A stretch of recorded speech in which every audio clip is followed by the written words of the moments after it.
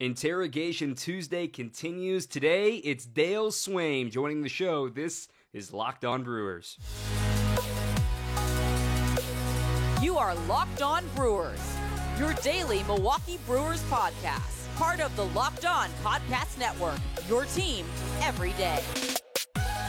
Welcome back in, everybody. I'm Dominic Cotroneo. Vinny Rottino is going to join us in just a moment. Thanks for making Locked On Brewers your first listen of the day. Dale Swaim, as you heard there at the top and here in the title, of course, is our guest here on Interrogation Tuesday. A heck of a career, over 12 years in the big leagues as a player. He's also served as a coach. He served as a manager for the Chicago Cubs. Now he's currently in the Royals organization as a special assistant. He also was their hitting coach when they won the World Series in 2015. And his big moment in Brewers lore, as we talk about here in a little bit, his Easter Sunday walk-off in Team Streak, the 1987 team that started off 13-0. His walk-off homer in a crazy ninth-inning comeback against the Texas Rangers capped off what was the 12th win in that 13-0 start. He retells the story way better than I ever could. It can't imagine what that was like for that team, and watching County Stadium rock in the old highlights is an awesome, awesome sight. So Dale Swaim coming up in just a moment. As we said, he's currently with the Royals, and I want to make something clear. We recorded this before the weekend, before the football games started, and with plans to release it today, of course. And he actually mentions at the end of the interview he is a huge Raiders fan. And if you're watching on YouTube, you'll notice he is wearing his Raiders shirt. And yes, of course, the Bengals beat the Raiders this weekend. So, hey, maybe it was a good thing we got him before that game. But he's a huge Raiders fan and also a Packers fan, as we learned while he was here for so long, of course. Also served as the interim coach here with the Brewers as well. So he's got such a great connection between his roots in Northern California and his playing and coaching days here in Milwaukee and being a Green Bay Packers fan. And, you know, he's an honorary cheeser, even though he was born in California, and he talks about that as well. A really, really fun interview coming up with Dale Swaim. Really hope you guys enjoy it. First of all, though, we got to talk about Built Bar. As, you know, New Year's resolutions are rolling along. We're, halfway through January already, which is shocking. And in fact, pitchers and catchers are supposed to report in a month. So hopefully they're staying in shape and getting that perfect snack they need with Built Bar. 130 calories, only 4 grams of sugar. It's covered in 100% real chocolate, and yet it's only got 4 net carbs and 17 grams of protein. It actually tastes like something you want to eat. Not like a chemical spill, not that chalky protein bar taste. It's something you're actually going to grab when you need a sweet treat. The flavors are phenomenal. You've got coconut almond, peanut butter brownie. There's so many different flavors, even salted caramel, okay? Cookies and cream, the list goes on. You can see their entire lineup at built.com. Again, BUILT.com. And we've got a promo code for you. If you use the promo code LOCKED15, LOCKED15, you're going to get 15% off your order. That's right. So just use that promo code at built.com, LOCKED15, for 15% off your order online. Dale Swaim, thanks for coming on Locked On Brewers. Dale, I got to tell you, it's a pleasure to have you. If anyone doesn't understand what Dale Swaim brings to this, to the game of baseball, but obviously coming on the show, what he's bringing to this show, it's going to be a smart conversation. Dale, of all the really, really smart people now that is in the game, right? All these Ivy League people that are running organizations, you're not going to find a smarter baseball guy than Dale Swaim. When I first got into big league camp, Dale was a coach in spring training, and I was just hanging on every single word that you were saying. I really just appreciate your tutelage, your mentorship over the years. I know that we've stayed friends, and man, it's just a pleasure to have you on the show. But enough of that. But Dale, I want you to get into just talking about kind of what it was like playing for the Milwaukee Brewers in the in the 80s when you got drafted, and then coming up through the system and just playing on those really, really great teams with a couple of Hall of Famers, right? And Robin Yount and Paul Molitor. And just talk about that a little bit. Well, thanks for the kind words, Vinny. You're obviously a very easy, coachable guy. You worked really hard, and so that always made it easy for coaches' jobs to do our thing and coach and bring our wisdom on people that love to learn. And so you were a very easy pupil, so to speak. And I had a lot of great times with you, and we had a lot of fun. But one of the greatest memories I had as a coach was when you got that walk-off hit against Trevor Hoffman, wasn't it?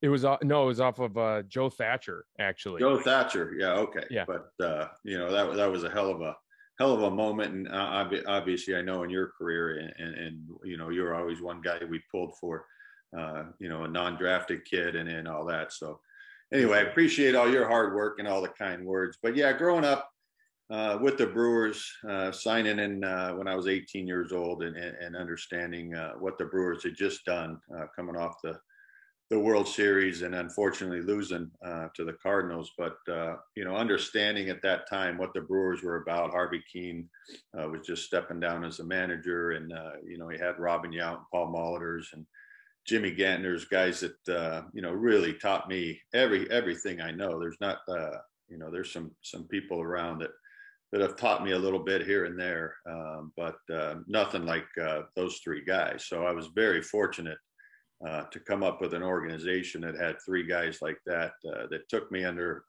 their wings and taught me how to play the game, how to do things on and off the field, how to treat people, how to work. Didn't have a whole lot of trouble with the work ethic that was born into me through my dad, but watching Robin and listening, and it was very easy coming up and learning through those guys. And I just took it through my coaching career, and pretty much taught everything those guys taught me. I was very fortunate. So coming up with the minor leagues, we were taught a certain way to do things, and that all bounced down from Robin and those guys, and watching them obviously play. I got to go over to spring training and caddy I think I was 19 years old, and took some ground balls with Robin at shortstop. And it was like, it's like, oh my God, it's Robin. And we both rode dirt bikes and stuff. And so we kind of hit it off a little bit, and, Robin's my best friend today. So we do a lot of hunting now, and do a lot of things, and still talk baseball. And it's funny talking baseball with Robin. He gets so excited, especially about the new game, and how the base running's kind of gone to hell, and all these kind of things that, it's about the home run and the launch angles and all those things. So you get him started about it, he almost starts hyperventilating about, we all know there's a time and place for analytics now and stuff, but you get him started on swing angles and the strikeouts that are going on. It's a lot of fun to talk baseball with him now, because it's such a different game than what we know and what we grew up with. So, but yeah, I was very fortunate to come up and play, and we had some really, really good young players that came up at the same time I did. And so we meshed in the 87 season. Myself, it was my second year, and BJ Surhoff, Glenn Bragg, Rob Deere, Greg Brock, Ernie Schroeder Ryle was a backup catcher on the team. Schroeder was a backup catcher. Played against lefties and did a heck of a job. And Bosio and Plesax and we just had a core young guys that we played together in the minor leagues, and we won a lot and put up some big numbers. Joey Meyer, I think Joey might have won 2 triple crowns in the minor leagues. Oh wow! And had a small little major league career, but one of the best hitters I've ever seen. Billy Joe Robideau, there's a name of the past. Yeah, with a great big league name that could really hit. So we were very fortunate. Tom Trevelhorn took over as manager at the end of '86, and threw a few good years. And he was a good man, good baseball guy. Another guy I learned a lot from. Learned a lot of base running from him, as well as Robin and those guys. But we had a heck of a time. Obviously, everybody will look back on the '87 season, and for such a young team, I think if there would have been a wild card, maybe if we just had one more week, we would have gotten the playoffs. We were definitely the best team in baseball the second half of the season. Which is amazing to say for a team that started 13-0, and we have to talk about your big swing in the 12th win of team streak there to start off the season. I mean, the Easter Sunday walk-off is obviously etched in Brewers lore, and you're right there in the center of it. First of all, we're even thinking you're going to get an AB there in the bottom of the ninth, given you're already down 4-1. Can you take us to what it was like in the dugout in that bottom of the ninth inning? Well, I think, they had been pitching so good. Texas had some really good, I forget who started the game. I don't know if it was Bobby Witt or Guzman or whoever started the game. Excuse me. But, they had a really good starting staff. And, of course, the wild thing, Mitch Williams in the bullpen. And so things weren't looking really good, even though we had so much momentum going into the game. And then it kind of just, it all stopped. And a few things happened in that last inning. And you're like, okay, Joe Blow gets on, he gets on. I got a chance of getting up here. And then, Robbie Deere hit that 3-run homer. The wind was blowing in. I think it would have went out of the stadium if it wasn't blowing in. After a couple swing and misses on some big curveballs from Greg Harris. And then Jimmy walked, and I got a 3-2 count, and Harris tried to backdoor a cutter on a 3-2 count, left it up in the middle of the plate, and I hooked it out of the ballpark. So it was obviously a special day, and it'll always live in one of Brewers biggest moments, even though it wasn't a playoff game or anything like that. And it was obviously the biggest hit I've ever got in my career. So it was a lot of fun, and it's always good to reminisce about it. And it's amazing. It's almost been 40 years ago. Wow. No, that was clearly, I mean, I was 7 years old. You talking about the lineup that you were just talking about. I used to take batting practice with my dad, and I used to pretend I was Dale Swaim leading off the game and playing shortstop, and then Paul Molitor and Robin. So that was quite the team, and I certainly remember that. 40 years ago is almost 40 years. It's unbelievable. I was 7 years old. I'll never forget it. It was such a moment, such a cool moment. But I wanted to just quick talk about, so I actually need some clarity did you take over Robin's job? How did that work? I mean, I know you guys are best friends, but he was a shortstop, obviously. Then you get drafted as a shortstop in the first round by the Brewers. And then how did that all play out? Well, nobody would ever take Robin Yount's job at shortstop. Right. So that's easy clarification. I guess just to back up, I think it was probably 84. I was playing third base in AA. Okay. In El Paso. And I think that was the year Robin moved to left field because he had blown his shoulder out so bad he couldn't really throw the ball across the field. He could go out in left field and obviously catch the ball. He was a hell of an athlete and worked real hard to become an outfielder. So anyway, I can't remember who moved into shortstop, who was in AAA, but Ernie Riles, I think, was the shortstop, and one of the guys I think started a little bit before Ernie. Ernie took over, and Ernie was probably going to be the shortstop. And I started platooning a little bit in '86, my rookie year. Still came up when Molitor pulled his hamstring and was playing third base, and so most of my whole minor league career I played third base besides rookie ball. And so really didn't play shortstop except for rookie ball in 1982.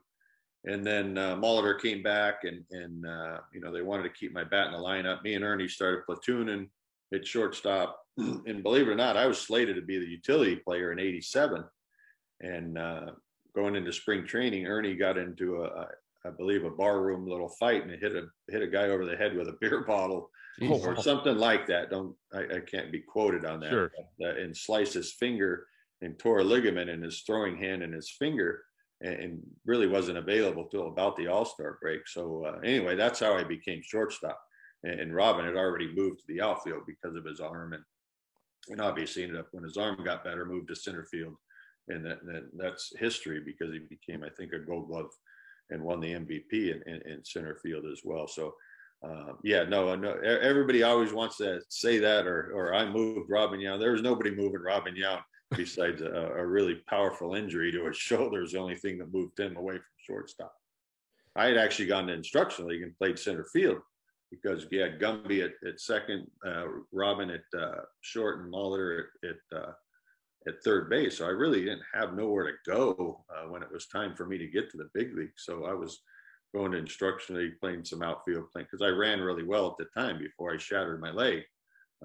Good enough anyway, not lightning by no means, but well above average runner. So that's how it all played out. Yeah, and unfortunately, that position kind of became a jinx for the Brewers for a little while with Robin's injury, Ernie's injury, my injury, Billy Spires got hurt. So yeah, it was kind of a weird deal, but I learned a lot from Rob. Robin taught me a lot about positioning and really would correct me on a lot of things. And because I really didn't know what I was doing at shortstop. I hadn't played professional baseball at shortstop until the big league. So the positioning part was, I remember one thing, they call it analytics now, and back then it was just common sense to where positioning was where this guy's going to hit the ball is where you go stand. Pay attention, watch where he does. Does he hook the ball? Does he pull everything? Does this pitcher give up balls on the ground to the 6 hole, to the 4, whatever it might be, and you go stand there. It was a simple process, what I'm drawing a blank on double play depth was a big thing, probably for 100 years in the game. The shortstop and the second baseman would crunch up towards second base and leave these 2 giant holes open in the 6 hole and the 4 hole for hitters to hit through. And I remember Robin telling me, he says, look, the bottom line is to get the hitter out and not the guy at first base. A double play is a bonus, but you get as much range as you possibly can to make sure at least you get that hitter out, and you get 1 out, and the 2 is a bonus. So, and now you see guys standing in the 4 holes and everything. And of course they call it analytics, and it's just common sense. I remember which a lot of analytics is common sense, but they put a big word on it now. Sure. Absolutely. I mean, you've seen a lot in this game. You've played in both leagues, you've managed, and you made it to the mountaintop with the Royals as an assistant coach when they won the World Series in 2015. I remember that series so fondly, especially after, obviously making it the year prior and losing to the Giants and then getting right back after there and winning against the Mets. That had to be an incredible experience. What was it like for Kansas City, even not just in 2015, but the whole lead up? It felt like that window was such an exciting run of Royals teams. I know this is a Brewers podcast, but this has to do with you winning a World Series with the Royals. Well, I was very fortunate. Right after I got fired with the Cubs, I was walking back to my apartment after getting fired and doing the press conference, and my phone rings, and it was Ned Yost. And literally an hour after I got fired, he called me and says, "Hey, I saw on ESPN you got fired. You want to be my third base coach next year in Kansas City?" And I said, "Well, yeah, sure. Let me call my wife and make sure it's okay," which I knew the answer, obviously. I still wanted to stay in the game. Wasn't ready to retire at the time. And so sure enough, I took the job, and doing some research, you're like, wow, this got a chance of being a really, really good team. You had Hosmer and Moustakas and, a bullpen that was starting to just bloom at the time. With all those guys, and so it was fun to watch those young guys, Hosmer and Moose and Escobar and Lorenzo Cain, two guys that I actually had in Milwaukee before the trade, and so to watch those guys bloom and play and just playing those 2 years. Obviously, we came up short in Game 7 in 14, and then. Doing it all over again, and then winning the division and winning out and some of them games that we played. There's nothing like playoff baseball. You got to have some luck. I've been in as a coach. I never got to play in a playoff game as a player, but as a coach, I've been very fortunate through the Red Sox and Yankees and the Royals. So. You got to have some luck. The year before, there was a couple pitches. You can bitch and whine all you want, but there was a couple pitches I thought that changed that World Series around in the Giants' favor. They were called by the umpires. But then the next year, we get a huge break against Houston. Where we rattled off like 8 hits in a row. We were down by whatever it was, 5 or 6 in the bottom of the 8th. Top of the 8th in Houston. It was basically over. We were going home, and we rallied off, and then a routine double play ball to Correa hits off the pitcher's glove, turns into topspin. bounces over his glove, and we score a few more, and we ended up winning that game, then won the next night to go to the World Series. So you have to have, breaks, but, the city of Kansas City, what they did, and the fans there, it was probably about as loud as an open air stadium as you're ever going to have. And it was a lot of fun. We had some great guys. One of my favorite people I've ever coached is Eric Hosmer. And, one of my compliments to the newer player, this year's player, is that he could have played in any era. And that's one of my biggest compliments I can give any player. And Eric Hosmer just solidified that team as a person, as a player, on and off the field, the way he treated clubhouse kids, the way he tipped people, and just a class act that it's hard to come by, that kind of guy. But yeah, I mean, that play he made when he went home, everybody always asks, "Oh, what a good play, what a great play, blah blah blah." And we're on the bench, and I remember when he took off, I was like, "Oh, effing way!" I was like, he's out by a mile. And of course, Duda threw the ball away, and we scored and ended up winning. But yeah, it was a lot of fun, and I'm very fortunate to be with a bunch of guys like that, and especially do it in a small market team in Kansas City. Dayton Moore is a heck of a general manager, and he puts together. He just builds a team on in that stadium on speed and trying to make contact. That was one of our bigger things. I was a hitting coach at that time. And the bottom line was keep the line moving. And guys, if we ain't gonna walk, we can't strike out. And we didn't walk, and we didn't strike out much. So it all kinds of came together in the World Series and playoffs, and we put the ball in play and make some things happen and make the other team make some plays. And it all worked out. And of course, the bottom line is our bullpen was so good that if we had a lead after the fifth inning, the game was over pretty much 99% of the night. So, but it was a lot of fun, and it was a great experience. Great stories so far from Dale. Dom here just jumping in real quick, telling you about Bet Online. Of course, we are now on to the divisional round. The Packers are in action this weekend, taking on the San Francisco 49ers. And as the football playoffs roll on, you've got basketball, you've got NHL, you've got plenty of other sports going on right now. You can bet on all of them at Bet Online. It's the number one spot for all the sports wagering action here in 2022. They've got a brand new desktop and mobile site, and you can sign up today, and you're going to get a 50% welcome bonus with our friends at BetOnline. All you got to do is use a promo code LOCKEDON, all one word, locked on BetOnline, and you're going to get a 50% welcome. If you drop $100 for your first deposit, you're going to get $50 back for free, just like that. So 100 becomes 150. It's that simple. Football, you got the Packers this weekend. Basketball, Bucks are on a roll. Hockey, boxing, UFC, you name it, they've got it. They've got all the best lines and all the best props for you to bet on at BetOnline, the fastest and easiest way to wager on all your favorite sports where the game starts. That's BetOnline. Yeah, that's those were some incredible teams and really, really fun to watch. Obviously, you talk about like the guys like Eric Hosmer being able to gel the team together, and those guys. Some of those guys don't show up all the time analytically, and they aren't valued that much, but they are valued to people like you and obviously the people that are constructing a team because they do gel the team together. And you do see that right now with the Milwaukee Brewers, in my opinion. I know Dom shares the same sentiment, right? You do have the Low Canes, the Colton Wongs, that might not show up right now analytically and be valued that highly right now, but they really do gel the team together and bring that winning culture. And you have to have that to win. Do you not, Dale? Yeah, there's no question. You have to have that one or two guys on your team and the people just that they look up to, no matter, like you said, they might not hit 40 home runs or drive in 130 or do all those fun things, but it's just the way they do things and the way they treat people and how they go about their business. Do they play hurt?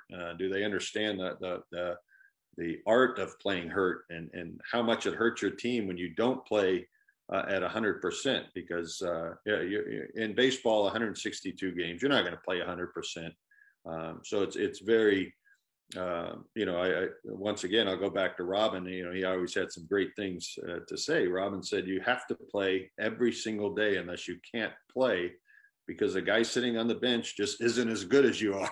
It might cost you one game when you lose the division by one or a wild card by one game, it might have been because you felt like you had to sit out because you had a hangnail, and you cost your team the one run, and so those kind of things stick with you. And back in the day, things were a little bit different as far as getting back on the field, and cortisone shots and all those kind of things would get you back on the field a lot quicker than people get back on the field now. So, but you took a lot of pride in playing every day, and you were scared to death of somebody stealing your job or taking your job. And when we first started back then, of course, Robin, I think in 90 he signed a 3-year, $9 million deal after winning the MVP. So there wasn't a lot of money. It was nice money. My rookie year, I think it was $60,000 for wow. A rookie playing. Now, with the new basic agreement, it'll probably go up to about $700,000 or $650 or something like that. So you couldn't afford somebody to take your job because you had a hangnail or your toe hurt or something like that. So it was a different game, and you had to play because there was too many people ready to take your job. This is fascinating, Dale. We could go on all day. I know we were talking off camera and we had to kind of stop ourselves from talking baseball because we could have gone all day. But I do have one last question before we wrap here. I just wanted to know, I do see the Las Vegas Raiders shirt on right there, but playing in Milwaukee for as long as you did and coming up in the system, I mean, and then coaching here in Milwaukee, I mean, you became a huge Packer fan. Everyone loves that about you. I love that about you. The fact that you're a huge Packer fan. You live out in Phoenix or Scottsdale now. Tell us about how you became such a huge Packer fan and why you continue to be. Well, obviously, I think I spent a total of about 14 years in Milwaukee playing and coaching. And, Packers were always, what they were to me at the time. And then gradually it just started, golly, I was, born and raised in Wisconsin as much as California. So, I spent just as much time in that state as I have in Arizona or California for the most part. But anyway, it probably really started, oh God, I can't remember. Matty Smith, who, worked in our clubhouse. Yeah. I was his best man at his wedding. He worked in the clubhouse and was our chef in the clubhouse in Milwaukee. And I was his best man at his wedding. So, taking care of his bachelor party, I thought what a good way to, take about 10 of his buddies, 12, I think might have had 12, I'm not sure, and his father, and took them up to Green Bay for the whole weekend. We went up on a Friday, hung out at the hotel there and the Tundra Hotel, the big hotel, and just kind of sprawled out in this big giant 2-room suite. And I think you participated one year. I showed up one year. Yeah. Oh, boy. And so we had a blast and we'd hang out at the casino and then Sundays we would tailgate all day and afterwards. And so that's how it all started, really. I was a little bit of a Packer fan.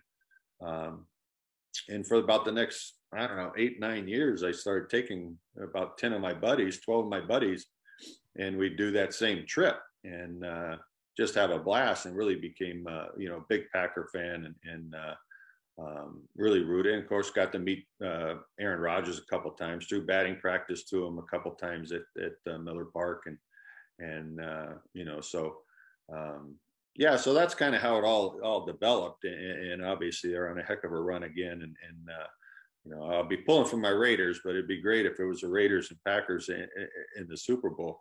I don't know. The Raiders kind of got a little screwed this week, had to play Monday night and then have to play Saturday against the Bengals going on the road. So I don't know how they make those scheduling gaffes, but of course it kind of bothers me. It made no sense from the NFL to make that game Monday night, knowing that whoever won was going to play the Bengals on Saturday in Cincinnati, which kind of pisses me off, but it is what it is. And what a hell of a game that was Monday night with the Raiders Chargers.